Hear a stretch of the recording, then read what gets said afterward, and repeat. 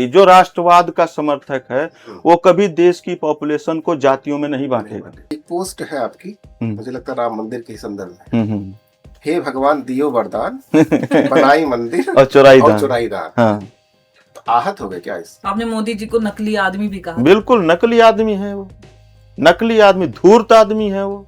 आपके कंटेंट पहले भी देखे हमने, तो उसमें आप बीजेपी के बहुत बड़े सपोर्टर लगे हैं।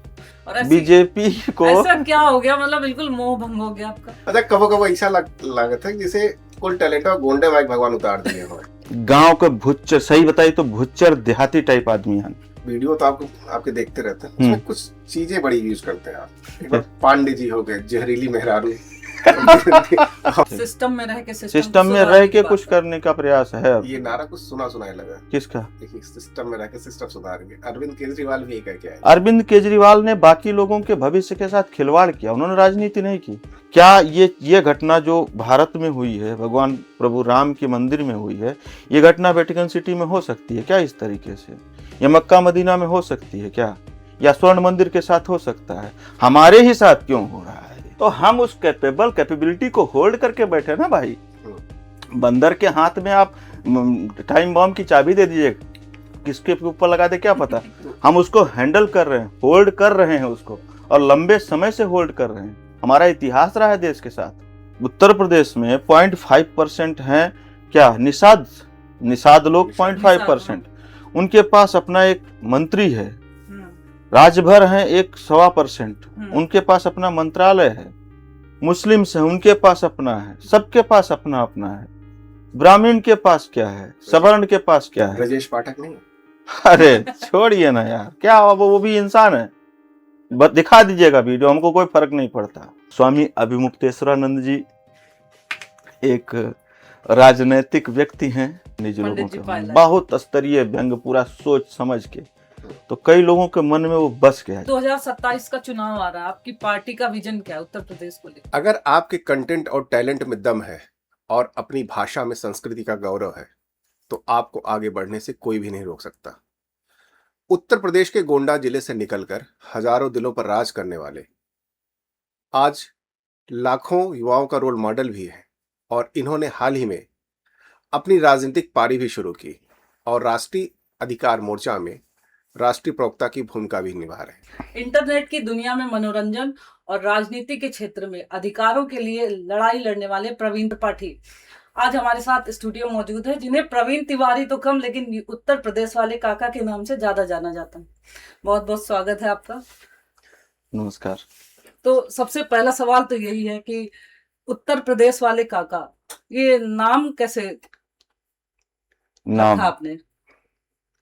देखिए, मैं उत्तर प्रदेश में पैदा हुआ, वहीं जन्म हुआ, यहाँ की संस्कृति बोली बानी यही पढ़ के बड़ा हुआ। जब सोशल मीडिया पे आने का निर्णय लिया, मैं देखा लोग कॉपी करते हैं दूसरे की, और ऐसे में मैं जो कुछ हूँ, मेरा जो नेचर है, एज इट इज, जैसे कैमरे के पीछे वैसे सामने, मेरी प्रकृति ही यही है। तो मैंने शुरू किया कंटेंट बनाना। मेरा फोकस इतना ही था कि मेरा उस समय, अगर सच्चाई बताऊं, मुझे पैसा मिलता रहे। ये किस सन में? 2017। हाँ, उसके पहले तो आप कहीं बैंक में जॉब करते? मैं बैंक में एम्प्लॉय था और कई साल का एक्सपीरियंस वहाँ पे है, लेकिन कुछ अपनी सोच ऐसी थी कि अब उसको ऑफलाइन बात करेंगे। रहने दीजिए, ये पोर्शन निकाल दीजिएगा, फिर ज्यादा हो जाएगा कॉर्पोरेट। जैसे एक नॉर्मली देखते हैं कि कंप्यूटर साइंस से बीटेक किया, कंप्यूटर साइंस से बीटेक किया मैंने। अब वो अचानक से सोशल मीडिया इन्फ्लुएंसर बन जाए। हाँ, तो ये तो हुआ ना कि अच्छा, उस समय स्कोप भी ज्यादा नहीं था ना, फिर भी आपने स्टार्ट किया? नहीं, हुआ ये कि मैंने नौकरी कर रहा था बैंकिंग में, तो मेरा काम था रेवेन्यू जनरेशन। जो आप सुनना चाहते हैं सुनिए। रेवेन्यू जनरेशन मैक्सिमम यही होता है कि आप, ये ब्रांच आपकी 5 करोड़ रेवेन्यू जनरेट करनी चाहिए, वो टारगेट होता था, वो बजट होता था ब्रांच का। तो उसमें क्या है कि हमें सब कुछ करना पड़ेगा, आपको लोन भी बेचना पड़ेगा, लाइबिलिटीज एसेट दोनों में काम करना पड़ेगा, प्लस इन्वेस्टमेंट प्रोडक्ट ऐसे होते हैं बैंकिंग के मैक्सिमम, जो आज की डेट की बात करूं तो इन्फ्लेशन को बीट नहीं कर रहे हैं। कोई भी प्रोडक्ट, एक दो जीवन आनंद या LIC की स्कीम्स हैं जिनका IRR 5-6% है, बाकी कोई across the market no any product is there जिसमें पब्लिक का कुछ फायदा होगा। ये तो डायरेक्ट एलिगेशन बैंक के सिस्टम पे तो आपका। तो अब इसी वजह से तो मैंने जॉब छोड़ी, जब मैं खुद को कन्विंस नहीं कर पाया, मैंने कहा भाई नौकरी नहीं करूंगा। एक यादव जी थे, बढ़िया व्यक्ति थे, उन्होंने कुछ लोन किया था मैंने 25 करोड़ का, तो मैं 5 लाख का इंश्योरेंस साइन कर त्रिपाठी। तो मैंने सोचा उस व्यक्ति के बारे में, जैसे जैसे उसने हमारी प्रोसेसिंग फीस, प्रॉपर्टी वैल्यूएशन की फीस भरी, उसकी औकात में जानता था। अब उसको लोन दे दिया तो 5 लाख का इंश्योरेंस क्यों साइन कराऊं मैं उससे? I know you are not prepared for that 5 lakh investment right now. अभी आपको कर्जा दिया हमने 25 करोड़ रुपए, आप धंधे की शुरुआत करो, आप डंडा ऊपर से दे दें, 5 लाख का इंश्योरेंस दे दो। मैं कन्विंस नहीं हो पा रहा था, तो उन्होंने कहा कि नहीं तो तुमको करना पड़ेगा, साइन रिजाइन कर दूंगा, लेकिन करूंगा नहीं सर, साइन नहीं करूंगा। उसी दिन रिजाइन कर दिया और छोड़ के चले आए। ये फर्स्ट टाइम है आप कैमरे के सामने बोल रहे हैं? हाँ, ये first time, this is the first time I am telling on. अच्छा, उत्तर प्रदेश वाले काका और रियल लाइफ के प्रवीण त्रिपाठी, कोई एक डिफरेंस जो मुझे याद नहीं आता। ये सच्चाई बताऊं, ये चीज है, मैं कोई छद्म कैरेक्टर नहीं हूं कि मेरा कैमरे के सामने कुछ और रहेगा, पब्लिक में मिलेगा कुछ और। मैंने शुरू से इस गैप को हटा ही डाला। कोई मिला मुझे, आप मिले, आपको नहीं जानता होता था, आप कोई सहायता मांगते, भाई ये फलानी व्यक्ति बहुत परेशान है और if you can do something, मैं उसके बारे में पूरा पता लगा के उसकी मदद कर देता। बाद में भले पता चले कि आप मुझे जानने वाले थे, बट मैं ऐसा ही हूँ, मेरी प्रकृति ही ऐसी है शुरू से। कोई डिफरेंस नहीं, कोई नो डिफरेंस, ऑफ कैमरा ये एक जैसा नेचर है मेरा। ये नाम कैसे रखा आपने? नाम इसलिए रखा, जैसे गांव देहात में शुरू से जैसे हम गांव का भुच्चर, सही बताइए तो भुच्चर देहाती टाइप आदमी हैं हमार बाई नेचर। हम गांव में अगर रही, भैंस पाल ली, दूध दुही, सवेरे चरी चारा काट के लाई, इनकम अपन जनरेट करी और प्रेम से वह सादा दूध सादा जीवन जी, हमार वह प्रकृति रही है शुरू से। तो गांव में काका दादा ही होता है, वो अपनत्व का सूचक होता है। दूसरा हमारी भाषा जो है अवधि, ये महाभारत काल से काका चला आ रहा है, तो मुझे पसंद था। काका कहे कोई मुझे या मैं किसी को काका कहूँ, आई लाइक दिस, उसको मैंने शुरू कर दिया इसे। आपके पेज का नाम शुरू से उत्तर प्रदेश वाले का? कार्टून बाई अनवी त्रिपाठी शुरुआत में मैंने किया था। अच्छा, क्या हुआ था, मैं पूरी जो शुरुआत से स्टोरी, मैं नौकरी छोड़ के जब मुझे कुछ पैसा मिला, कुछ मैंने जोड़े थे, उसको खर्च करके एक NGO शुरू किया, आत्मबोध संस्थान। वो अभी भी चलता है, जो विकलांग लोगों की सेवा सहायता करता है और रियल सहायता करता है। 43,000 मैंने साइन किए, रजिस्टर है पूरा। उसके बाद ये काका बना हूं मैं। काका बना कैसे, मैं पेपर में लोग मुझे नहीं छापते थे, मैं कंबल लेके आता था पंजाब से, पूरा DCM लेके आता था, बांटता, एक लाइन कहीं नहीं लिखी जाती। साइकिल बांटी होगी जो बैटरी वाली है, 300-400 साइकिल बांटी होगी, तब 45,000 की आती थी। अच्छा, एक साइकिल? हाँ, एक साइकिल। 15,000 खुद से देने पड़ते थे सब्सिडी, 30,000 गवर्नमेंट सब्सिडी देती थी, 15,000 खुद देने पड़ते थे। दिल्ली के लगभग 50 लोगों को कन्विंस करके मैंने उसमें पैसा डलवाया और वहां से बहुत मैंने दान उद्यान बहुत कुछ किया।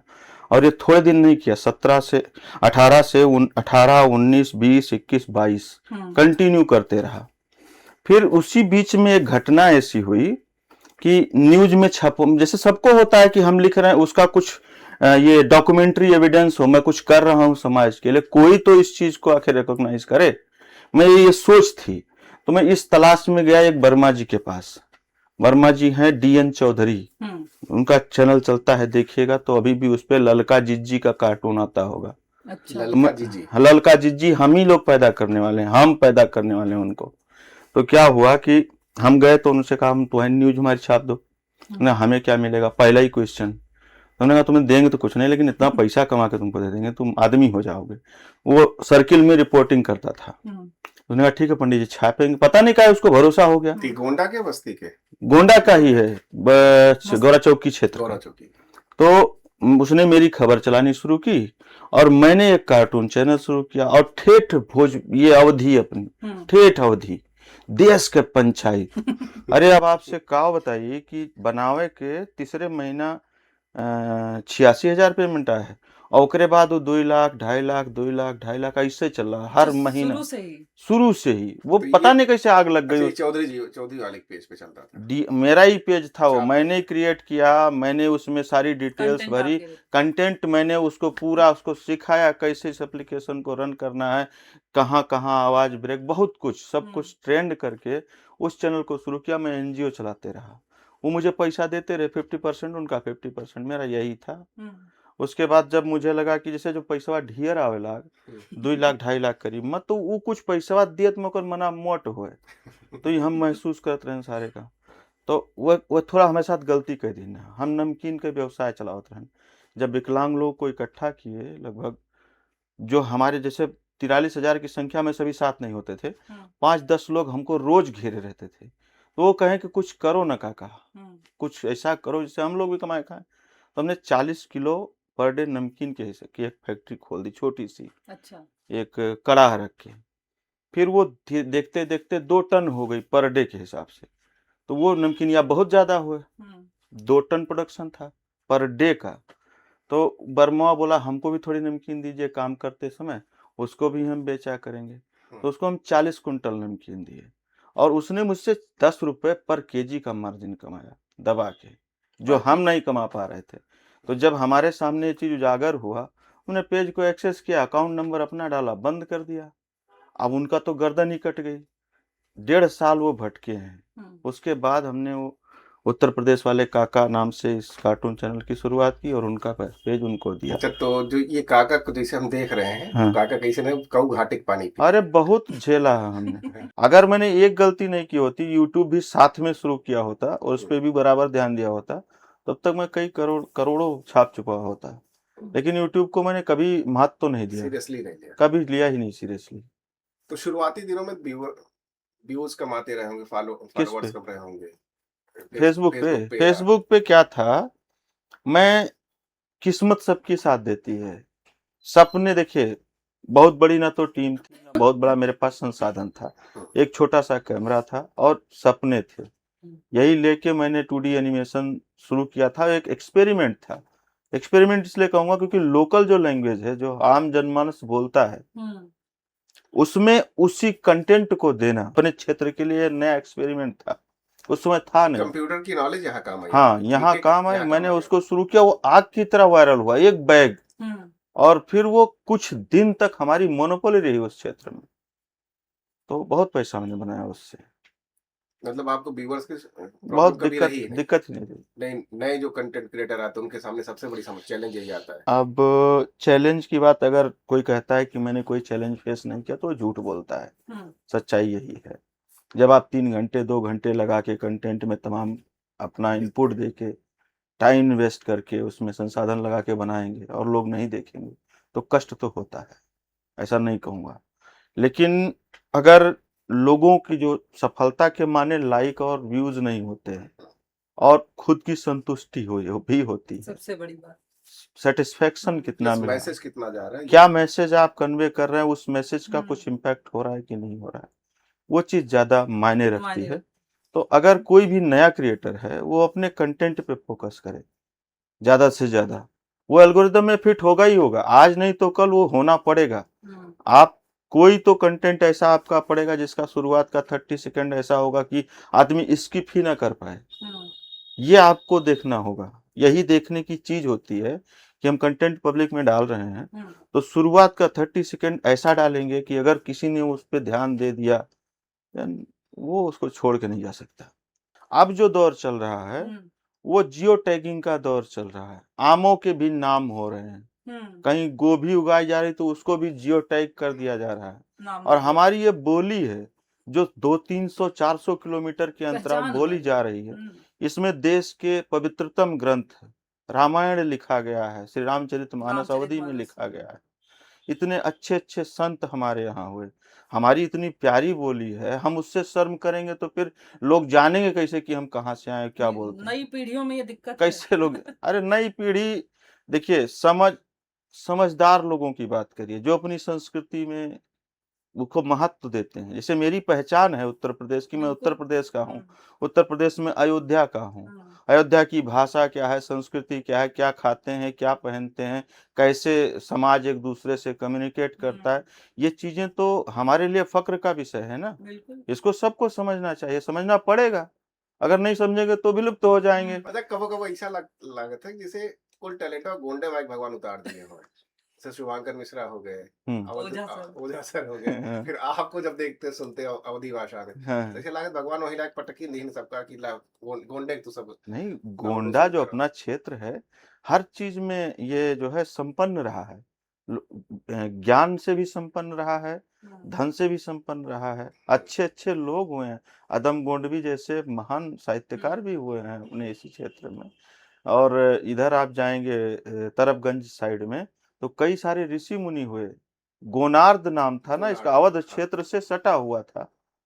तो गायें चराई जाती थी। गोनार्द का मतलब आप जानिए, हिंदी इसका अगर आप संधि विच्छेद करेंगे तो जो गायें नाद चिल्लाती हैं, मैंने रंभाती हैं शाम के समय, गोधूली के समय, तो गोनार्द तो बहुत अच्छी जगह है, शुरू से अच्छी जगह है।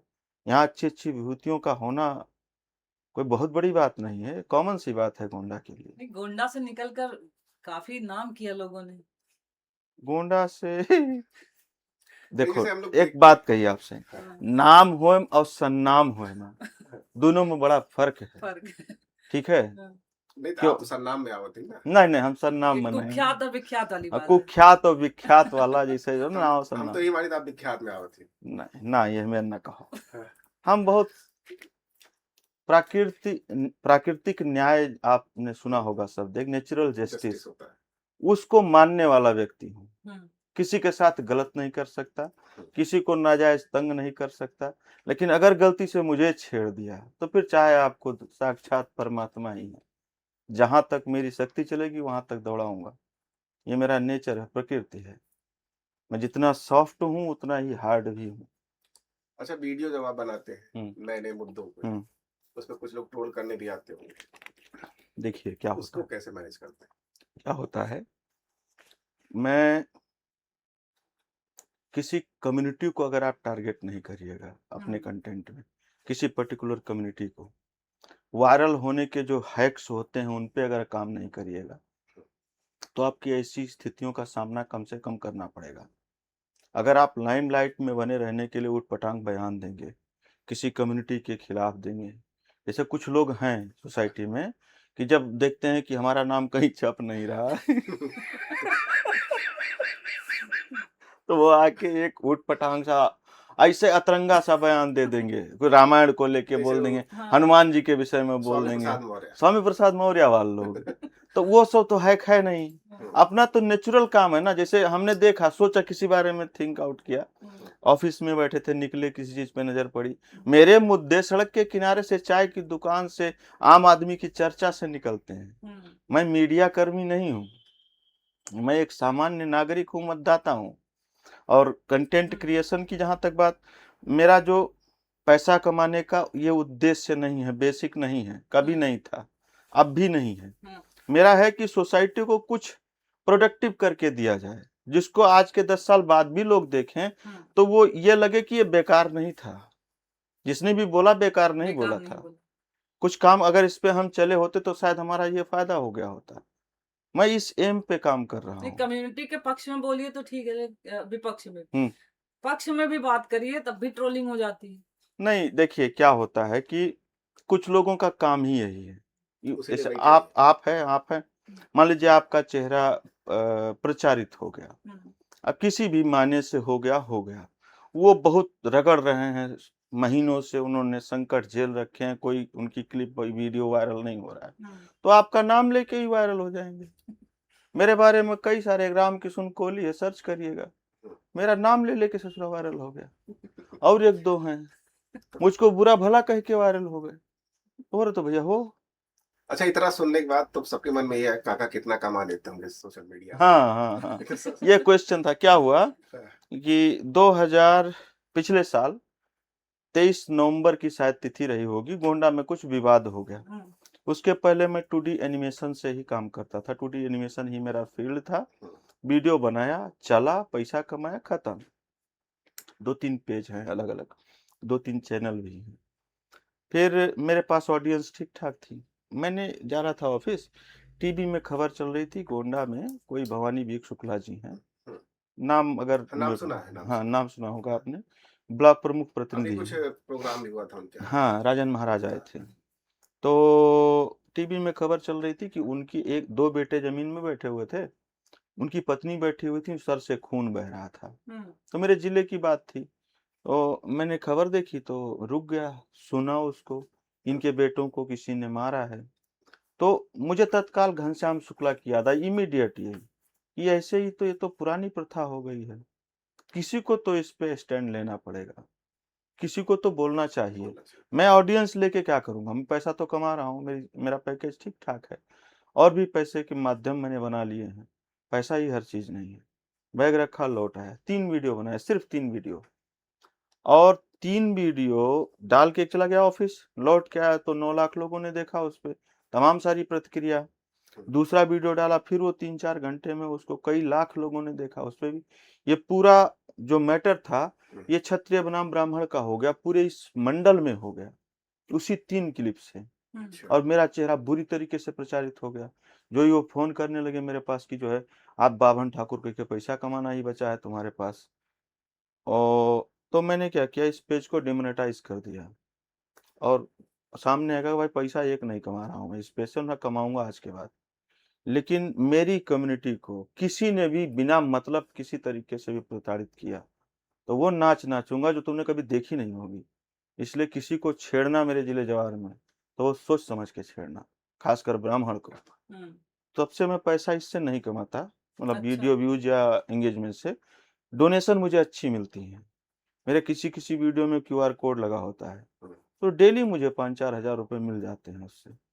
बहुत से लोग पड़े हुए हैं सोसाइटी में जो चाहते हैं कि मैं रहूं, मैं कंटेंट बनाऊं, काम करूं। हाँ मेरी चीजें लोगों तक जाएं, ऐसे बहुत से लोग जुड़े हैं मुझसे। नहीं, तभी तो 410 के आपके नहीं, फॉलोअर्स। फॉलोअर्स मैटर नहीं करते मैडम, मिलियन मिलियन फॉलोअर्स ने कोई पूछता नहीं है कोई उनको। पूछता नहीं, कंटेंट अच्छी होनी चाहिए। कंटेंट प्लस देखिए क्या होता है, मेरी एक तो होता है कि मेरी सोच अच्छी है सोसाइटी को लेकर, पॉजिटिव। एक होता है मैं कैमरे पे बहुत अच्छा दिखता हूँ, बस वो पॉजिटिव बातें करना, ज्ञानबाजी करना, ग्राउंड पे कुछ नहीं करना, बयानबाजी दोनों में बहुत डिफरेंस होता है।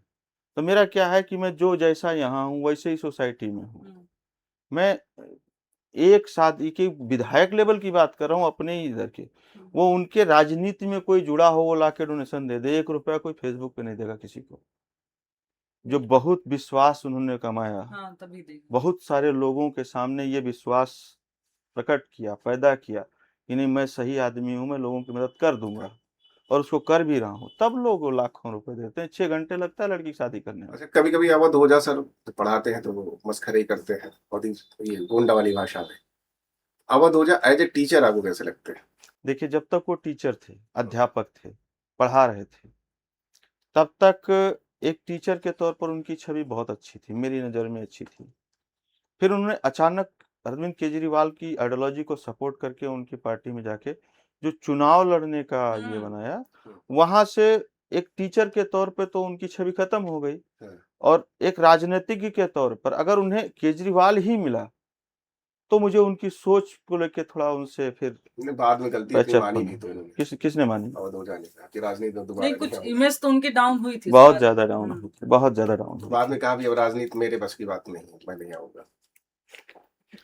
देखिए एक बात बताऊं आपको, तो कहने की बात है, वो राजनीतिक कुर्सी मिली नहीं, अंगूर खट्टे हैं वाला।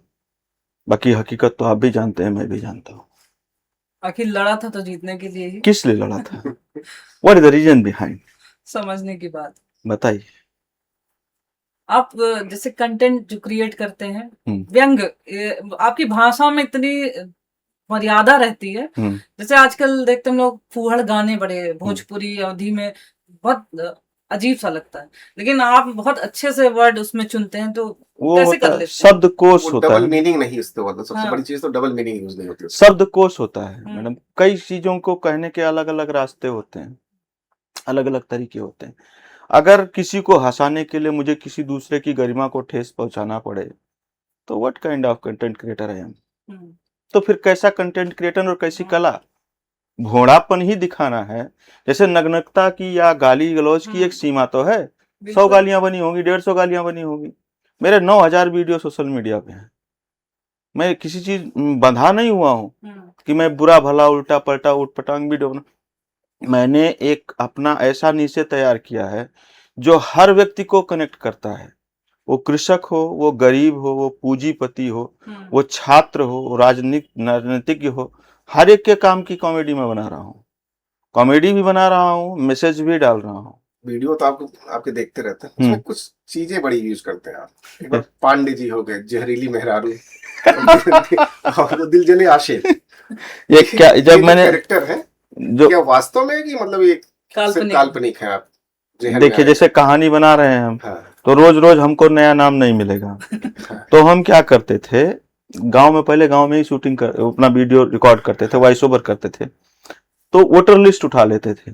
अच्छा। उसमें जो निपट गए हैं उनका नाम एक जो मुझे मेरे काम के होते थे वो लिख लेता था। मतलब मरने के बाद भी कोई काम? मरने नाम भी अच्छे ऐसे नाम भाई साहब, अतरंगी नाम। तो जहरीली मेहरारू रही? जहरीली नहीं थी, जहरीली नहीं डाली है मैंने। नहीं डाला? नहीं, मेरा नहीं होगा, मेरा नहीं हो सकता। अच्छा, दिल जले आशिक है। दिल जले, गांव के दिल जले आशिक 17 स्टोरी है। मैं तो जब पहले सुना मुझे लगा कि हो सकता है आप ही का दिल कहीं चल गया। ऐसा नहीं था। तो ये वोटर लिस्ट से उठाया? हाँ, वोटर लिस्ट से उठाए गए नाम। अच्छा, अभी तो सब कुछ सही चल रहा था, जैसे आपने बताया, पैसा भी खूब कमाया कंटेंट क्रिएट करके। तो राजनीति में आने का फैसला कैसे ले लिया? और वो भी एक नई नवेली पार्टी। देखिए, राजनीति की जहां तक बात करूं, ऐसा नहीं कि जैसे आजकल के लोग जो राजनीतिक आपको परिदृश्य दिखाई दे रहा होगा, अधिकतर जो गुंडे मवाली टाइप के लोग हैं, जिनको सोसाइटी को लेकर कभी पॉजिटिव सोच नहीं रही है, सिर्फ अपना निहित स्वार्थ, उनकी अपनी एक महत्वाकांक्षा है कि मैं विधायक हो गया, सांसद हो गया तो फॉर्च्यूनर से चलूंगा, गनमैन लेके, दुनियादारी। हाँ, प्लस एक सुरक्षा। ऐसा कोई मेरा ख्वाब बचा नहीं है जो मैंने पूरा नहीं किया हो। राजनीति को एज ए समाज सेवा के तौर पे मैं आना चाहता हूँ। जैसे गलत चीजों को मैं आवाज उठा रहा हूँ, गलत चीजों पे आवाज उठाना ही पर्याप्त नहीं है। I know that. सिस्टम में जाके ही आप उसमें कुछ परिवर्तन कर सकते हैं। आप यहाँ से कितने भी चिल्लाइए, जब तक आपके हस्ताक्षर में वो शक्ति नहीं है, आप लोकसभा या विधानसभा में नहीं बैठ, संसद या विधानसभा में नहीं बैठे हैं, you can't do anything. System में रह के कुछ करने का प्रयास है। ये नारा कुछ सुनाया लगा। किसका? सिस्टम में रह के सिस्टम सुधारेंगे। अरविंद केजरीवाल भी कह के आए। नहीं, अरविंद, देखिए, अरविंद केजरीवाल के बारे में एक चीज और कहेंगे, एक चीज कहेंगे। अरविंद केजरीवाल ने बाकी लोगों के भविष्य के साथ खिलवाड़ किया, उन्होंने राजनीति नहीं की। उन्होंने जो लोगों का जो उनको विश्वास मिला था, एक नए टाइप की राजनीति शुरू हो जाती थी देश में। जो विजन, जो बातें, जो वादे करके वो सत्ता में आए थे, अगर उसका उन्होंने 30-40% भी फुलफिल कर दिया होता था ना, एक नए तरीके की राजनीति जन्म लेती कि हाँ, ये आईएएस है, इसने कुर्सी छोड़ के अगर राजनीति पकड़ी है, then he will do something good, something new, जो हमारी इस लोकतंत्र के लिए बहुत काम की चीज होगी। लेकिन वैसा उन्होंने कुछ नहीं किया। बाकी आगे लोगों के रास्ते की ऐसी तैसी कर दी, बैंड बजा दी उन्होंने कि ऐसे लोग आएंगे तो पब्लिक का दूसरा केजरीवाल आ गया।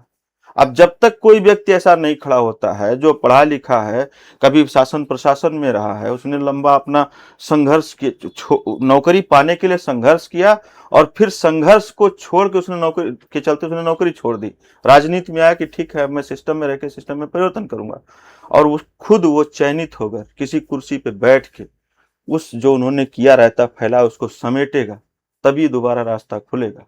हम इसी के प्रयास में हैं। ये राष्ट्रीय अधिकार मोर्चा, हाँ, अगर शॉर्ट किया जाए राम, हाँ, राम आता है, हाँ।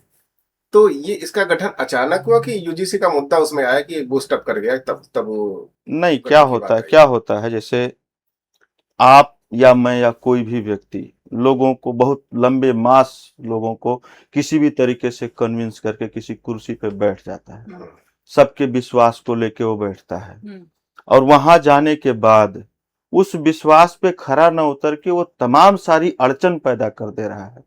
वर्तमान की जो सत्ता के लोग हैं, इन्होंने एक पूरे समुदाय के सफलता के रास्ते को बहुत संकरा कर दिया है, और दिन प्रतिदिन संकरा करते ही जा रहे हैं कि किसी भी लेवल तक जाएंगे सत्ता की प्राप्ति के लिए। आपको याद हो ना याद हो, मंगल पांडे जी की पुण्यतिथि जो थी, उसको आपके इसी देश के पीएम ने कहीं से भी उस पर एक शब्द नहीं लिखे थे। तो ये सब चीजें लोगों को प्रभावित करती हैं, परेशान करती हैं चीजें, कि हमने देश के लिए बलिदान दिया, हमारे पुरखों ने बलिदान दिया, क्या और जो बाकी के लोग हैं, जैसे फूले के, पेरियार के, हर एक की पुण्यतिथि को उन्होंने बड़ी प्रमुखता से छापा, उसको दिया, ट्वीट कर रहे हैं आप। और हमारे सैकड़ों हजारों ब्राह्मण कुर्बान हो गए इस देश पर, उनके लिए एक शब्द आपके पास नहीं है। तो ये सब चीजें, नहीं तो ये जातीय राजनीति जब हो रही तो बड़ी देश के लिए बड़ा खतरा पैदा कर रही है। देखिए, राष्ट्रवाद जो चीज होती है, जो राष्ट्रवाद का समर्थक है, वो कभी देश की पॉपुलेशन को जातियों में नहीं बांटेगा। जिस दिन उन्होंने जातीय जनगणना को अपना मुद्दा बनाया, उसी दिन से मुद्दा तो राहुल गांधी का था, वो तो हाँ, मुद्दा विपक्ष का था, इन्होंने छीना और छिछालेदर कर दिया। जातिवाद कभी भी इनकी पॉलिटिक्स नहीं रही, वहीं से सारी चीजें बिगड़ती चली। हाँ, जातिवाद पूरी तरीके से हावी है। अच्छा, यूजीसी को लेके स्टैंड क्या है? यूजीसी के को लेकर देखिए, जो जितने संस्थान हैं उनकी स्वायत्ता बनी रहे, और जो शिक्षा का हमारा मानक है उसको बिना प्रभावित किए अच्छी गुणवत्तापरक शिक्षा मिलती रहे, योग्यता की कदर हो, यही मेरी सामान्य। उस एक्ट में जो चीजें लाई गई थी यूजीसी एक्ट में, वो गलत है ना, कोई भी कॉमन मैन कहेगा कि वो गलत है। आप किसी के तरफ गलत भावना से देख लो, आपके अगेंस्ट में केस हो जाए, और उस देखने को डिसाइड कौन करेगा कि आपने गलत भावना से देखा है या प्यार भरी नजरों से देखा है? बताइए, किसी के सोचने पर आप पाबंदी लगा रहे हो, आप किसी को जन्मजात अपराधी कैसे सिद्ध कर सकते हो? कांट भी हैवन। ये कि एक ऐसे देश में जो सॉवरेन देश है, सिर्फ सामने वाला एलिगेशन लगा दे, एलिगेशन लगा ले, किसी का करियर खराब कर दोगे। अच्छा, मुझे एक चीज आज तक नहीं समझ में आई, सरकार ही है, हाँ। सरकार जब ये यूजीसी के विरोध में प्रोटेस्ट होने जा रहा था, जंतर मंतर परमिशन नहीं दिया, और अभी एक काक्रोच नई पार्टी उभरी, वो भी फेसबुक की पार्टी है, सोशल मीडिया की पार्टी, वो इतने दिन से प्रदर्शन कर रही है वहां पे। नहीं, देखिए क्या होता है, प्रदर्शन, अगर सवर्ण समुदाय हमेशा से ही अगुआ रहा है, ये मैं ऑन कैमरा बोल रहा हूँ, सोसाइटी में ब्राह्मण, क्षत्रिय, वैश्य, शूद्र, हमारे यहाँ यही परंपरा चलती चली आई है, जिसमें क्षत्रिय राजा होता था, पुरोहित पंडित पुरोहिती का काम देखता था, बाकी अपना राज्यपाट का सारा खेती किसानी का काम देखते थे। हम कोई भी बात किसी भी मंच से रखेंगे तो इस तरीके से रखेंगे कि अगर सुनने वाला तर्कसंगत व्यक्ति है तो उसको सही गलत का निर्णय दे देना पड़ेगा। और हम हल्के फुल्के लोग नहीं हैं, हम 10% 20% ही हैं, लेकिन शुरू से लेके जब से देश बना और आज तक हम मील के पत्थर हैं, जो कहा जाता है बणियेरी हैं हमारे लोग।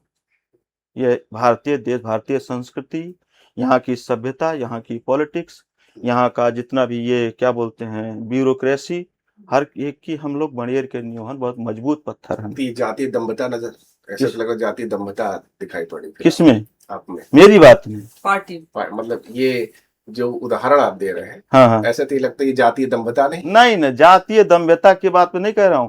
अगर हम वहां बैठकर किसी भी तरीके से शासन सत्ता को प्रभावित करने का काम करते, देन ये जातीय दम्भता होती है। हम जिस जिम्मेदारी के साथ जहां बैठे हैं, उस जिम्मेदारी का निर्वहन कर रहे हैं। हम सेना में है, देश की रक्षा कर रहे हैं। हम एक IAS हैं तो उस कुर्सी पे बैठ के न्याय कर रहे हैं। हम बहुत महत्वपूर्ण स्थानों पे बैठे हैं, लेकिन उन शक्तियों का दुरुपयोग नहीं कर रहे हैं। इसी जगह पर हल्के लोग बैठ जाएंगे तो क्या देश का हाल करेंगे, आपको पता नहीं क्या? आप अच्छे समझ, एक गलत DM किसी डिस्ट्रिक्ट में पोस्ट हो जाए तो किस हद तक तबाही वो कर सकता है, आपको बताने की जरूरत नहीं। कई जगह देखी भी जाएगी घटना ऐसी। आपकी पार्टी के प्रमुख अलंकार अग्निहोत्री, उन्होंने अपने पद से इस्तीफा दिया, इस कदम को कहां तक सही मानते हैं? सही था या उन्हें वेट करना चाहिए था? ऐसा लगा ना कि जल्दबाजी कर गए? नहीं, कभी नहीं लगा। देखिए, ऐसा है कि अभी उनके पास शक्ति है, शारीरिक क्षमता भी है, दौड़ सकते हैं। दूसरी चीज, उन्होंने लंबे समय तक नौकरी भी की, कॉर्पोरेट में भी रहे, तो परिवार तो स्टेबल हो गया होगा ना।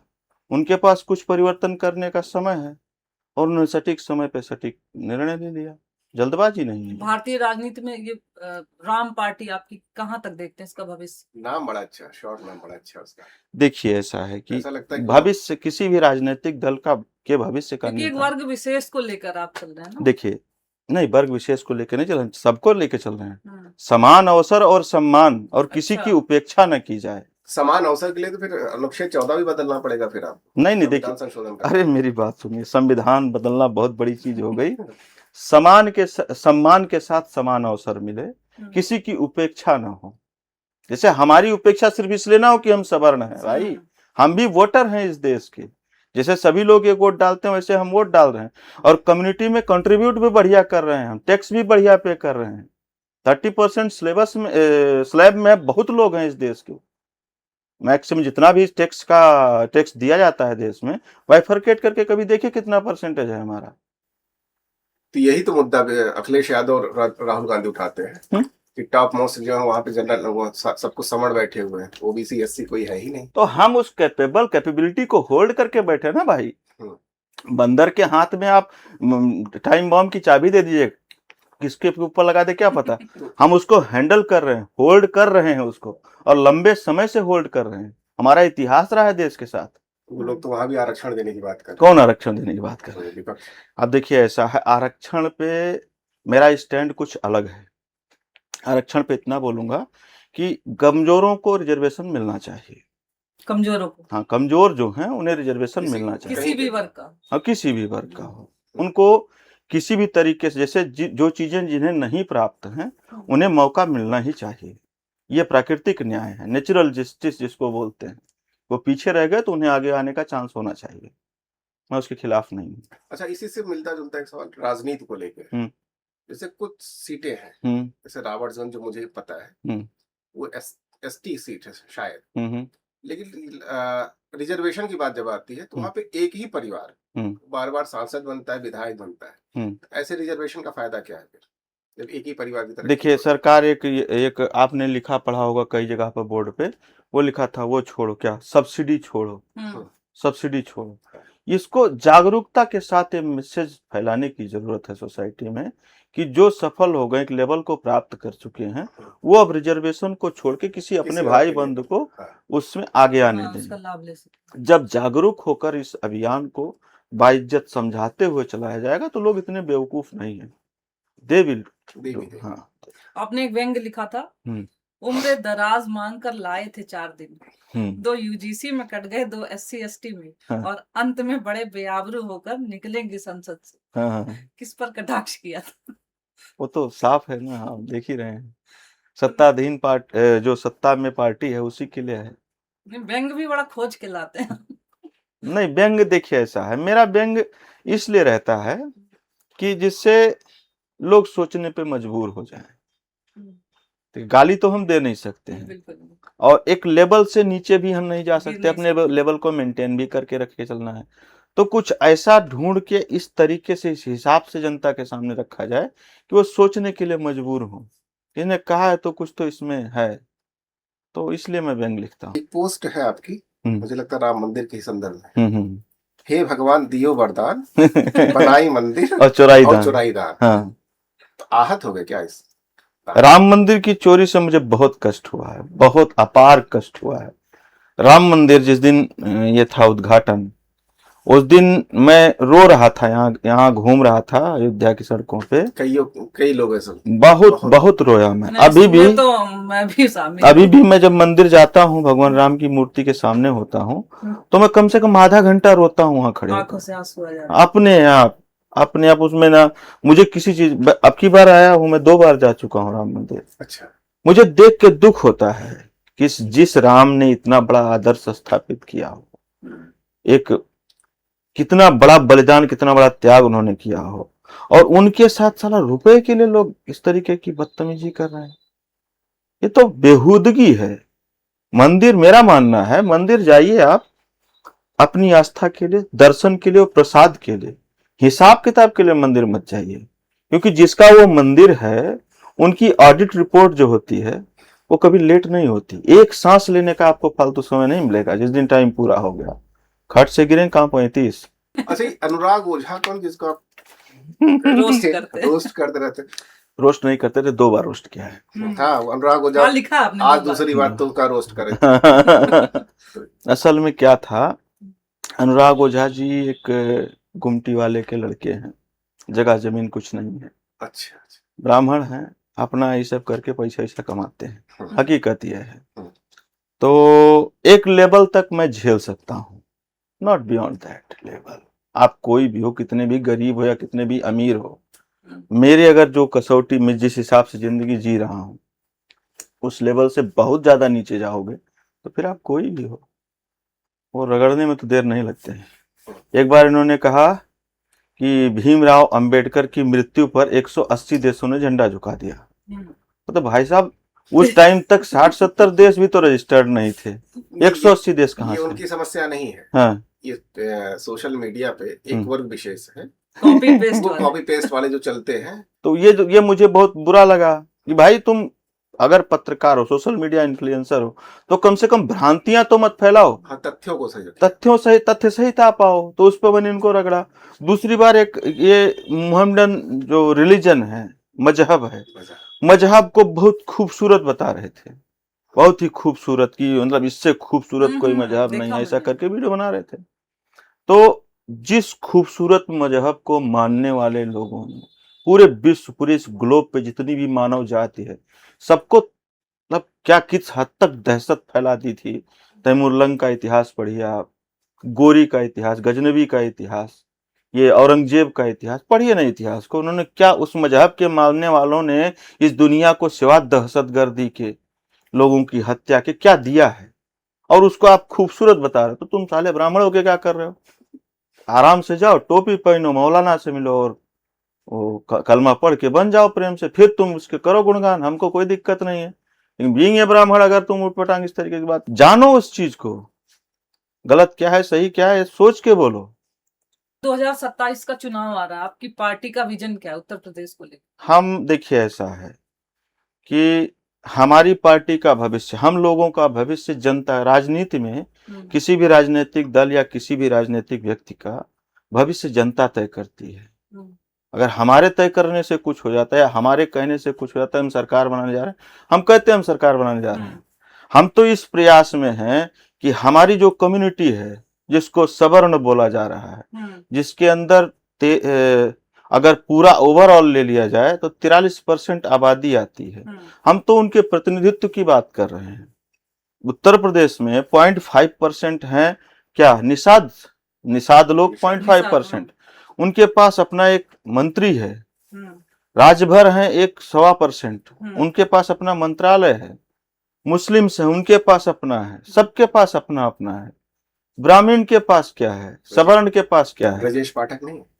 अरे छोड़िए ना यार, क्या वो भी इंसान है, दिखा दीजिएगा वीडियो, हमको कोई फर्क नहीं पड़ता। हाँ, अगर ब्राह्मण के नाते वो कह रहे हैं तो ब्राह्मण के प्रतिनिधित्व के कारण ही उनको डिप्टी सीएम बनाया गया है। ब्राह्मण चेहरा देखिए, इसके आपने संविधान पढ़ा नहीं पढ़ा है? थोड़ा बहुत। उप मुख्यमंत्री नाम का कोई पद है संविधान, कोई संवैधानिक पद है? नहीं है। तो इसका मतलब है साइकिल के आगे डंडा लगता है ना। बच्चे जब पहले बहुत चिल्लाते थे तो हम बैठा, हम बहुत बार डंडा बैठा, वो लपेट के, गमछा लपेट के ऊपर बैठा। तो वो साइकिल पे बैठे हुए दो चंगू मंगू हैं, वो जो सेंटर और स्टेट कहेगा वही बोलेंगे। स्टेपनी, हाँ स्टेपनी भी नहीं कह सकते, यूजलेस है, गुड फॉर नथिंग, समझ रहे हैं? अरे हमने खुद उनको आजमा के देखा है, फोन करके देखा है ऐसे लोगों को। कुछ ऐसी घटना थी परिवार में, एक सदस्य थे जिनको कैंसर हो गया था, तो मैं लखनऊ में थे, वो उनको कोई हॉस्पिटल एडमिट नहीं कर रहा था, और वो बीजेपी के ही मंडल अध्यक्ष, पूर्व मंडल अध्यक्ष और जिला कमेटी में मंत्री थे, महामंत्री, उनको हॉस्पिटल एडमिट नहीं कर रहा है। मैं बहुत परेशान हो गया, फोन मिला के। अभी जल्दी घटना है, 1.5 साल पहले। अच्छा। तो एक भाजपा के मतलब जिला अध्यक्ष थे और फिर एक स्टेट कमेटी के, वो लोग मुझे बहुत अच्छे से जानते थे। मैंने फोन मिलाया, मैंने कहा कि भाजपा के जिला महामंत्री और पूर्व मंडल अध्यक्ष को कहीं अस्पताल में एडमिट करने का बेड नहीं मिल रहा है, आप इसमें क्या करें? फोन कर करके थक गए हैं, और अगर सुबह तक बेड नहीं मिला तो वो छीछालेदर करेंगे उत्तर प्रदेश में कि मतलब देखते ही बनेगा फिर लोगों से। अरे तो महाराज 1 घंटे में बेड उपलब्ध हो गया, 1 घंटा, मात्र 1 घंटा। कैंसर इंस्टीट्यूट कल्याण सिंह का कोई है, उसमें बोला 6 डॉक्टर लगा दिए गए हैं आसपास। बहुत सिधाई से काम नहीं होता है। आपके पास पहले उस लेवल का, जैसे आप है ना, एक बात बताऊं आपसे, कंटेंट क्रिएशन में अभी आपको 2 फेज झेलना बाकी है। जैसे शुरुआत में लोग क्या होता है, पहले लोग क्रिटिसाइज करते, नहीं पहले टांग खींचते हैं, क्रिटिसाइज करते हैं। उसके बाद धीरे धीरे धीरे धीरे जब आपको कुछ 10-5 हजार 20 हजार लोग देखने लगते हैं रेगुलर, तब वो लोग आलोचना करते हैं। अभी बहुत सारे फेज बाकी हैं। आपको शुरू में अच्छा जब वीडियो बनावा था, अच्छा ठीक है हम करब 2-1 दिन वैसे करते वीडियो करे बाद में, फिर वह आपका हेरे नहीं मिले हैं, कहूँ ना हेरे मिले हैं। जैसे मान लीजिए आप नया चैनल बनाया, आपने वीडियो डालना शुरू किया, अगले 3-4 महीने तक अगर आपको 1 व्यूज भी मिल जा रहे हैं, ये बहुत बड़ी बात है, आपके लिए होनी चाहिए। 4-5 महीने 6 महीने के बाद जब आपके पास कुछ लोग जुड़े रेगुलर, वो बताता है ना स्टेटिक्स की, लौट के वापस आए कौन आया? दर्शक या नया आया, रिटर्न कौन है ना? अरे हम न्यू व्यूअर्स कौन है और पहले से कौन है, उससे पता चलता है। आपका जो एवरेज वॉच टाइम है वो बढ़ना चाहिए, वो बढ़ते रहेगा तो आपको वो कंटेंट, आपका इंप्रेशन भेजता रहेगा यूट्यूब। 2027 का चुनाव, मुख्यमंत्री के रूप में एज ए राष्ट्रीय प्रवक्ता अगर कहा जाए और एज ए जर्नल इंसान, तो आप किसको प्रेडिक्ट करते हैं मुख्यमंत्री? बड़ा मुश्किल सवाल है ये अभी इस विषय पे कह पाना। चल हम जैसे जिस एक पार्टी के, राजनीतिक पार्टी के एक प्रवक्ता के तौर पे, तो हम यही कहेंगे कि हमारा नेता, हमारा मुखिया। क्लिपिंग कटेगी नहीं आपकी, ऐसा नहीं कि आधी काट के लगा। अरे नहीं आप लगा दीजिए। हम तो ये चाहेंगे कि एक पढ़ा लिखा सभ्य समाज, जिसने सिस्टम में रह के सिस्टम को जाना हो, उसको ये अंदाजा हो किस चीज को सुधारने के लिए हमें कहाँ क्या करना चाहिए, वो व्यक्ति सत्ता में होना चाहिए राजनीति में, मतलब उसके पास पावर होनी चाहिए चीजों को सुधारने का। ऐसे किसी ऐरा गैरा डाकू जिकरे पास 10 मुकदमा हुए, देश के मुख्यमंत्री हुआ एक मुख्यमंत्री, इसको थोड़ा और सरल कर देता हूँ। मुख्यमंत्री के तौर पे 3 चेहरे, अखिलेश यादव, मायावती और योगी आदित्यनाथ। नया बताइए ना कोई। ऑप्शन तो आपको 3 ही दिया। नहीं, इन्हें तीनों नहीं देखना चाहते इनको तीनों। अग्निहोत्री जी, हम देखिए ऐसा है, एक राजनीतिक पार्टी के प्रवक्ता के तौर पे हम कभी भी ये नहीं बोलेंगे कि हमारे पार्टी के संस्थापक मुख्यमंत्री ना बने, बट अभी जो हमारी फाइट है, सच्चाई बताऊंगा आपसे, सिर्फ प्रतिनिधित्व की फाइट है। हम तो ये भी एक्सपेक्ट करते हैं कि अगर हमारा खाता भी खुल गया उत्तर प्रदेश में, then also we are more than happy. हम मोर देन हैप्पी हैं। हमें सिस्टम को पे काबू करने लिए कितनी जल्दी नहीं है कोई कि हम आए बस फट से मुख्यमंत्री हो गए, हमने सारा पद, वो नहीं चाहते हम। जनता हमें जाने, हमें समझे कि हाँ हम गलत लोग नहीं हैं। अगर हमारे पास पावर होगा तो इसका उपयोग हम स्टेट के लिए करेंगे, अपने स्टेट के लोगों के लिए करेंगे, तब हमें वो मौका दे। अभी तो हम इसलिए फाइट करें कि हमारा प्रतिनिधित्व स्थापित हो। पहले कंटेंट क्रिएटर अगर देखा जाए, जैसे चर्चा छिड़ी रहती है राजनीति, नेहरू जी अच्छे थे, मोदी जी अच्छे हैं, इसको इस बारे में देखिए मैंने कभी सोचा तो है नहीं, लेकिन अब आप पूछ बैठे हैं तो जवाब देना पड़ेगा। कंपैरिजन अगर किया जाए मोदी का और नेहरू का, तो मोदी का कार्यकाल अच्छा रहेगा, मानेंगे हम इस चीज को। आपके कंटेंट पहले भी देखे हमने, तो उसमें आप बीजेपी के बहुत बड़े सपोर्टर लगे हमको, और बीजेपी को ऐसा क्या हो गया, मतलब बिल्कुल मोह भंग हो गया आपका? हम वो आदमी हैं जो बीजेपी की मेंबरशिप 21,000 रुपए जमा करके लिए हैं। अच्छा, अपनी जेब से। और हम ही वो आदमी हैं जो किसी भी व्यक्ति को सजेस्ट नहीं करेंगे तुम बीजेपी ज्वाइन कर लो। रीजन बीइंग, देखिए राष्ट्रवाद एक ऐसी चीज है, एक ऐसा शब्द है जिसके प्रति प्रेम से हजारों लाखों लोग इस देश में मर गए। राष्ट्रवाद एक बहुत बड़ी परिकल्पना है, हम उसके लिए उनके साथ थे, उस राष्ट्रवाद के लिए थे जिसकी छवि हमने अपने दिमाग में बनाई थी कि ये व्यक्ति सत्ता में आया, राष्ट्रवाद को लेकर आया है, हमारे समाज की जो मूलभूत संरचना है, जो ताना बाना है, उसको छीछा लेदर नहीं करेगा। लेकिन ये तो वही कर रहा है जिससे हमें डर था। आप बताइए ना, आज हमारे गांव में यादव, कुर्मी, ब्राह्मण, क्षत्रिय, मुस्लिम, कोरी, हर एक बिरादरी थी, हर एक अच्छा सामंजस्य था। और जब से ये 2-4 चीजें ये तैरने लगी हैं हवा में, तब से फर्क पड़ गया है लोगों के सोचने में, आचार विचार में, व्यवहार में, बातचीत में। ये क्या कर रहे हैं? ये तरीका है राजनीति में सबसे ऊपर कुर्सी में बैठे रहने का? आपको इस देश से दोबारा काम है कि नहीं काम है? आपने मोदी जी को नकली आदमी भी कहा। बिल्कुल नकली आदमी है वो, नकली आदमी, धूर्त आदमी है वो। दिखाइए आप, मुझे कोई फर्क नहीं पड़ता इससे। आप जिस भगवान राम पे लड़ाई लड़के दसियों साल आपने संघर्ष किया, मर्यादा पुरुषोत्तम राम, उत्तर प्रदेश की पहचान भगवान राम भगवान कृष्ण से होती है। आपने इनका मंदिर स्थापित करने के लिए तमाम सारे आंदोलन किए, देशव्यापी आंदोलन हुआ, वहां से धन इकट्ठा किया, आपने मंदिर बनवाया, उसके बाद एबेंडेंट छोड़ दिया। How dare you.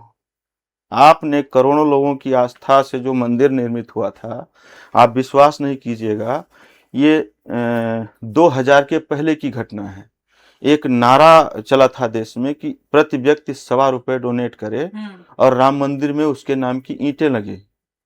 उस डोनेशन में जो पैसा आया था वो करोड़ों में पैसा आया हुआ था, नहीं बन पाया, नहीं उसका था। आपने उस मंदिर को बनवाया और एबेंडेंट हाल में छोड़ दिया। कैसे कर सकता है कोई? जो क्या ये घटना जो भारत में हुई है, भगवान प्रभु राम के मंदिर में हुई है, ये घटना वेटिकन सिटी में हो सकती है क्या इस तरीके से? या मक्का मदीना में हो सकती है क्या? या स्वर्ण मंदिर के साथ हो सकता है? हमारे ही साथ क्यों हो रहा है ये? आप करने दे रहे हैं तब हो रहा है ना। हम तो घर के मुखिया को दोषी मानेंगे, हम किसी चोर उचक्के पुजारी को क्यों दोषी माने? ये ट्रस्ट का जब गठन हो रहा था, हाँ, तो यहाँ पे एक सूर्यवंशी राम जो अपने आप को राम का वंशज मानते हैं, हाँ, हाँ। सूर्यवंशी कहते हैं, उनका नामो निशान नहीं उनका है। नामो निशान उनको शामिल नहीं किया गया। ट्रस्ट में ऐसे लोगों को शामिल किया गया जो जिनका राम मंदिर आंदोलन से दूर दूर तक कोई नाता नहीं रहा। असल में वो जो बिसात बिछाई गई थी, बनाई गई थी, आप बताओ, सनातन को मानने वाले जो लोग हैं, मैं उनसे प्रश्न पूछता हूं, देश में आदि गुरु शंकराचार्य जी द्वारा स्थापित 4 पीठ हैं, उनके 4 शंकराचार्य हैं। अगर हिंदू धर्म या सनातन संस्कृति के स्थिति में मंदिर का किसी उद्घाटन किया जाए तो कुछ शर्तें हैं उसकी। मंदिर निर्माण हो जाना चाहिए, गुंबद उसका लग जाना चाहिए, वहां बाकायदा प्राण प्रतिष्ठा होती। किस ऐसे नियम का पालन किया गया? आप राजा थे, एक राजा हो, आप लोकतंत्र के थोड़ा ही आप प्रधानमंत्री वोट से चुने गए, आप राजा थे, जैसी आपकी इच्छा, एको हम द्वितीयो नास्ति न भूतो न भविष्यत, वही वाला आपका हाल है, जो मर्जी वो कर डालेंगे, हम अपनी कुर्सी बचा। तभी अयोध्या हारे थे ना, घमंड का टूटना था अयोध्या हार। भगवान के सामने किसी का घमंड नहीं चलता है। आधे अयोध्या हार गए ना, अहंकार हो गया था। अभी भी वो अहंकार है और वो अहंकार चूर चूर हो जाएगा। जितने लोग सत्ता में बैठे हैं, मैं सबसे कह रहा हूं, ये आपकी जो ये कृति है, करनी धरनी है, अगर ये इसमें सुधार नहीं हुआ तो कोई नाम लेने वाला नहीं बचेगा इस देश के अंदर तुम लोगों का। समझ रहे हैं? ये छल है लोगों के साथ। हमने क्या सोच के आपको वोट दिया था? आपको एक से एक पढ़े लिखे अच्छे लोग रैली में होते थे, वो ये सोच के कि चलो ठीक है, ये सनातन की सरकार है। उस सनातन के लिए गौ हत्या हो रही है, मंदिर लूटे जा रहे हैं, हमारे पुजारी संत अपमानित किए जा रहे हैं, उनकी चुटिया घसीटी जा रही। काहे का सनातन है ये, और काहे का राष्ट्रवाद, काहे का हिंदुत्व? एक सारी चीजें नदारद हैं इन चीजों से, तो कष्ट का विषय है ना हमारे लिए। इन्हीं बातों को तो अभिमुक्तेश्वरानंद शंकराचार्य जी ने उठाया। स्वामी अभिमुक्तेश्वरानंद जी एक राजनैतिक व्यक्ति हैं और उनके जितना तो ना तो मेरी पहुंच है ना क्षमता है। मैं एक अदना सा व्यक्ति हूं, अपनी विचारधारा के अनुसार चलता हूं, मैं किसी से प्रभावित नहीं हूं, मेरी अपनी विचारधारा है। अच्छा, पंडित धीरेन्द्र शास्त्री से मानता हूं उनको, मैं धीरेन्द्र कृष्ण शास्त्री से ज्यादा मैं उस स्थल को मानता हूं जहां वो सन्यासी बाबा प्लस वो बागेश्वर धाम पे जो बालाजी की मूर्ति है, मेरी उनमें बड़ी गहरी आस्था है। 10 बार गया हूं वहां।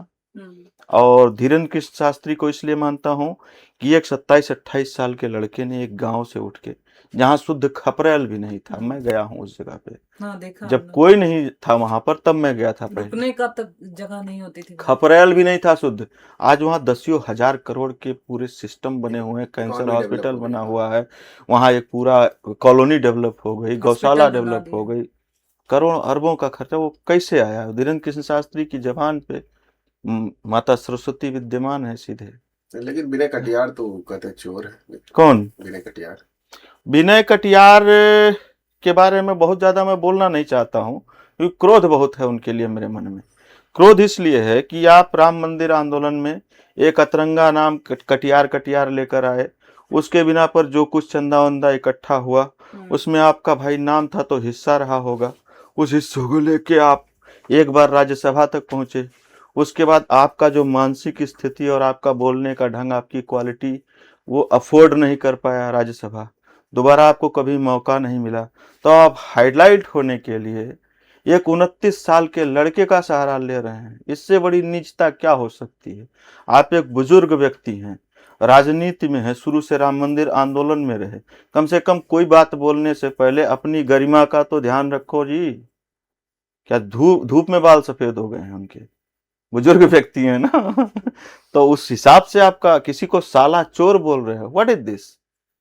ये तो बदतमीजी है सीधे। आपने डाला था कि पंडित जी लोगन का पलझावा का सबसे आसान तरीका। तरीका क्या है, ये बता दीजिए। सुनिए, एक वीडियो हमने डाला था पंडित जी लोगों के लिए। हमारे जिले में एक हत्या हुई, बहुत पुरानी बात है, 2002 की। तो पंडित जी लोगों ने क्या किया, उसका प्रतिकार स्वरूप क्या किया कि जिसको लोगों ने माना कि मतलब इनकी वजह से हत्या, उनके यहाँ खाना खाना छोड़ दिया। अच्छा, that is the biggest sacrifice हमारे जिला गोंडा के ब्राह्मणों ने किया। इसका बहिष्कार कर दिया। हाँ, उनका बहिष्कार कर दिया। फिर कोई महारथी पैदा हुए उसी ब्राह्मण समुदाय में जो खुद को सेकुलर साबित करने के लिए और तरह तरह की चीजें, उन्होंने जाके वहां भोजन करके शुरुआत कर दी।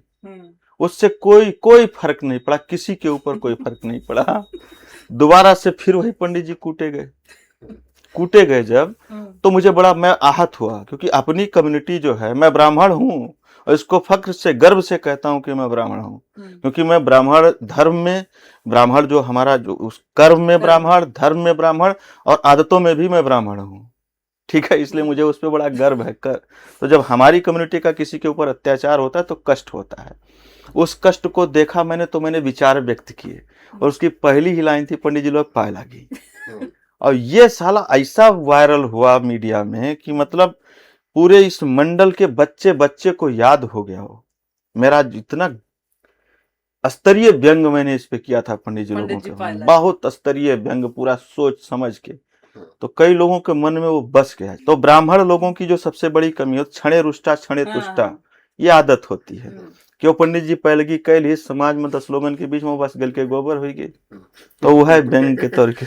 बताओ तो कि पूरी सब्जी खा लेता हूँ, हाँ, कोहड़क तरकारी और पूड़ी ये मिल जाए, साथे सम्मान मिल जाए, छाछ मिल जाए, मिठाई मिल जाए, और गुड़ धइके के पैलगी के लिए, बस ब्राह्मण दूध पूत लक्ष्मी कुल ले जाओ।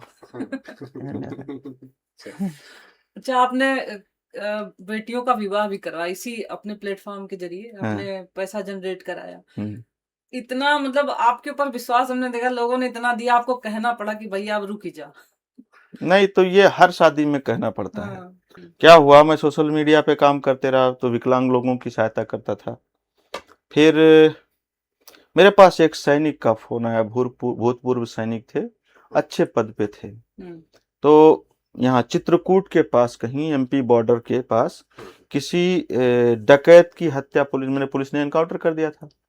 तो बहुत कम उम्र में हो गई थी उसकी हत्या, यानी एनकाउंटर। तो उसकी पत्नी तो विक्षिप्त हो गई, लेकिन एक बेटी थी जो समय के साथ बढ़ती रही। उसकी शादी की स्थिति आ गई, हालत बड़ी दयनीय थी, मजदूरी करते थे लोग, ब्राह्मण थे वो कम्युनिटी के। तो मेरे पास उन्होंने फोन किया कि आपके इतने फॉलोअर्स हैं, आप इनसे ये काम क्यों नहीं करवा देते कि कुछ किसी का भला हो जाए। तब ये मेरे लिए नया था, तो मैंने कहा ठीक है, आप कह रहे हैं तो आजमा के देखेंगे। और हम जा रहे थे बागेश्वर धाम, निकल रहे थे यहाँ से। तो मेरी धर्मपत्नी से मैंने कहा, एक गुल्लक था, तो मैंने कहा कि इसमें से कुछ पैसा जो है, हम जा रहे हैं कन्याओं की शादी में जा रहे हैं, तो वहां देंगे, पता नहीं किसके हाथ जाए, इसमें से पैसा उठा के उस लड़की की शादी में डालो और शुरू कर देते, देखते हैं क्या होता है। तो डाल के हम ड्राइव करने लगे, अपनी स्कॉर्पियो थी। वहां पहुंचते टाइम तक उसके पास 3 लाख रुपए इकट्ठा हो गए। फिर कुछ वो पोस्ट किसी सैनिकों के ग्रुप में चली गई, उन लोगों ने बहुत पैसा दिया, बोला 6 लाख रुपए हो गए 24 घंटे में। शादी बहुत धूमधाम से हुई, तो मुझे विश्वास बना। फिर उसके बाद से मैंने, जैसे 6 लाख बहुत बड़ी रकम होती है, शादी अगर अमूमन गांव के गरीब व्यक्ति की करनी है तो 1.5 lakh is more than sufficient. लड़की का सारा सामान चला जाएगा, 10-20 लोगों 50 लोगों को दरवाजे पे भोजन मिल जाएगा, जलपान मिल जाएगा और शादी संपन्न हो जाएगी। तब से 1.5 लाख रुपए होते होते मैं रोक देता हूँ, क्योंकि ज्यादा शादियां करनी है, ये आखिरी काम तो है नहीं और ना मुझमें कुछ लाभांश चाहिए। तो जितना पैसा जरूरत है उतना लो, बाकी रोक दो, फिर अगली शादी में ले लेंगे। मतलब जीवन का वो टर्निंग पॉइंट कौन सा था जिसने प्रवीण त्रिपाठी को काका के रूप में स्थापित कर रहा है और आपको ये लगा कि अब आप सही रास्ते पे हैं? देखिए, सफलता या मानक ये सतत प्रक्रिया है। मुझे कभी सेटिस्फैक्शन नहीं हुआ कि ये बहुत हो गया, बहुत कर लिया। मैं जब से कर रहा हूँ तब से कंटिन्यू करते जा रहा हूँ, और जो चीजें हो रही हैं मुझसे, जैसे किसी की शादी हो गई, किसी को कोई लाभ मिल गया, कोई मेरी बातों को सुन के सेटिस्फाई हो गया, उसके प्रश्नों के जवाब मिल गए, इससे मुझे संतुष्टि होती है। तो ये सतत प्रक्रिया है। और रही स्थापित होने की बात, तो एक समय ऐसा भी था जब नौकरी छोड़ने के बाद मैं सही बताऊं तो सड़क पे था, कुछ नहीं था, कोई आय का माध्यम नहीं था और न कहीं से कोई उम्मीद थी कि मिल जाएगा। तो इस चीज से मैं बहुत जो है ये छोटे से शुरुआत की। तो अब ये चाहता हूं कि जो मैं कर रहा हूं ये अनवरत चलता रहे, ऐसे लोगों का भला होता रहे। कोई मैंने ये मंजिल नहीं स्थापित की यहाँ तक पहुंचना है, जहां तक रहूंगा वहां तक चलता रहेगा। मेरे बाद कोई मेरे विचारधारा का हुआ तो उसको मैं आगे बढ़ा। जिंदगी का साथ निभाता हाँ, चला बस गया। निभाता चला गया। ऐसा कोई मंजिल नहीं डिसाइड की कि मैं यहाँ जाके रुक जाऊंगा। रास्ता मतलब ट्रैक सही है। हाँ, ट्रैक सही है, जिसे सेटिस्फेक्शन मिले वो ट्रैक सही है ना भाई। अच्छा, राजनीति में आने के बाद आपकी कंटेंट कॉमेडी में कुछ फर्क पड़ा? हाँ, बट मतलब उसके आने के बाद लोगों का नजरिया भी एक change चीज होगा आपको ना? बताऊं, जैसे देखने मुझे का नजरिया बदल जाता है लोगों का। मैं जब तक कंटेंट क्रिएटर था, मैं वीडियो बनाते रहा, 2D एनिमेशन में रिकॉर्ड करता रहा, मैं सबका काका था, सभी प्यार से काका बोलते थे जो भी फोन करता था। चेहरा तो बहुत लोगों को पता नहीं था, लेकिन मेरा कांटेक्ट बहुत लोगों के पास था। जिस दिन लोगों को यह पता चला कि नहीं काका तो ब्राह्मण है, उस दिन 27,000 लोग छोड़ के चले गए 3 दिन में। मुझे 3,29,29,000 से 3,02,000 बचे हैं। ये राजनीति ज्वाइन करने से पहले? ये पहला वीडियो जो वायरल गोंडा में हुआ था, पंडित जी लोग पाए लगी, अच्छा, उसके बाद उस पर। 27,000 लोगों ने मुझे छोड़ा। तो मेरे मन में एक विचार आया कि जब तक मैं एक कलाकार था तब तक लोग मुझे प्यार से देखते थे।